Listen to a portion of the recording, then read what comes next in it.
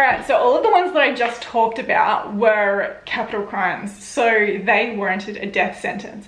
Whether or not their death sentence was always actually followed through with isn't, you know, as straightforward. Like, a lot of people did appeal and a lot of people did have their sentences either completely gotten rid of or downgraded. A lot of them were actually downgraded to transportation. But remember that most of the people transported, it was for pretty minor crimes. It was mostly for this list of crimes I'm about to go into. Hardly anyone who was transported to Australia did anything too terrible. Like, you didn't have sort of boatloads of murderers and rapists or anything like that. Those ones were pretty rare. Like, for the most part, it was petty theft. So I'll go through the list now of the crimes that were punishable by transportation, whipping, imprisonment, the pillory, and hard labor in houses of correction according to the nature of the offense. So these may get you transportation or other, you know, jail time, whipping, stuff like that. All right, the first one is grand larceny, which comprehends every species of theft above the value of 1 shilling, not otherwise distinguished. Once again, theft, it's a huge one. Receiving or buying stolen goods, jewels, and plate. Ripping and stealing lead, iron, copper, etc., or buying or receiving. Stealing or receiving when stolen or from black lead mines. Stealing from furnished lodgings. I like how they like specify that it's furnished lodgings. Like, if the lodgings are completely unfurnished, I don't know what you're gonna steal from.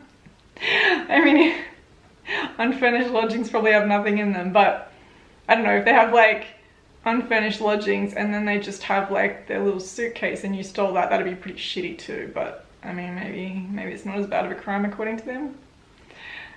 Setting fire to underwood. Stealing letters or destroying a letter or packet, advancing the postage and secreting the money. Embezzling naval stores in certain cases. Petty larcenies or thefts under 1 shilling.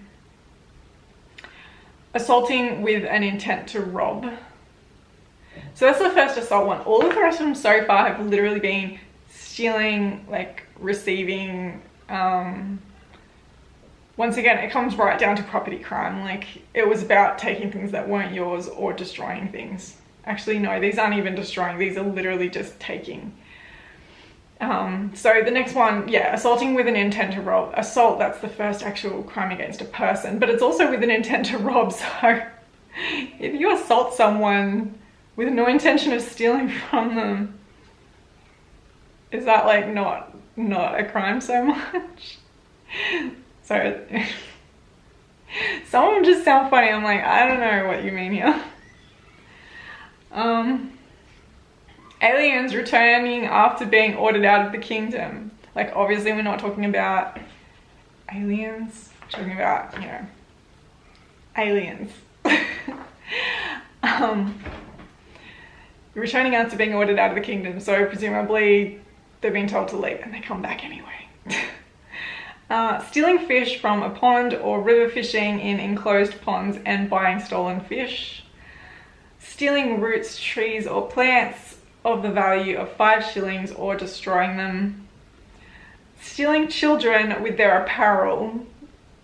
I think that has to be another one of my favorites, right? Stealing children with their apparel? Like, what if they're nude? Then you can steal them? Also, stealing children is not like kidnapping, right? It's like the stealing an heiress. Stealing children with their apparel. If you steal them nude, it's allowed. It's like, what?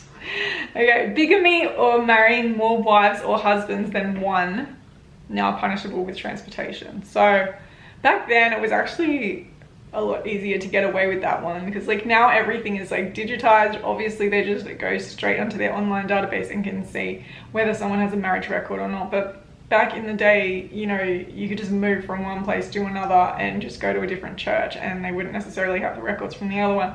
So obviously getting caught at it is an offense, and you know, that one's not so much a property crime, but I can see how like it could be a strain on resources. So like, you know, if say a man abandons his wife and goes and marries somebody else, and the first one, you know, has a bunch of kids and whatnot, he can't sustain that household anymore. These aren't the days when women can just like make lots of money going out to work or anything. So then the state ends up having to deal with, you know, the original like wife and kids in a workhouse or whatever. This is assuming they've got no money. So once again, I guess this is one where the state's trying to protect itself in not having to deal with looking after as many people as, you know, they want people to look after themselves as much as possible. One of my ancestors got away with bigamy. Actually, two of them did, the husband and the wife. And they got away with it because the wife moved to another state and married somebody else, and the husband claimed that she was dead, so that he was widowed. And they got away with it, and they stayed with their second spouses for the rest of their lives. But that was out here in Australia, and I imagine it would have been the same in England, that you could have gotten away with it a lot of the time if nobody like dobbed you in. All right, assaulting and cutting or burning clothes. I mean, I guess clothes, once again, like it's, they're a valuable item. It wasn't like these days where, you know, you got a whole wardrobe full of clothes and half of them people don't wear or whatever. Like, a lot of work went into them and they were valuable, and yeah, I guess cutting them or burning them would have just been a huge waste. Counterfeiting the copper coin, etc. Marriage, solemnizing clandestinely. So I think that's a secret marriage, or like, you know, not having it official. Manslaughter, or killing another without malice. Cutting or stealing timber trees, etc. Stealing a shroud out of a grave. That is messed up.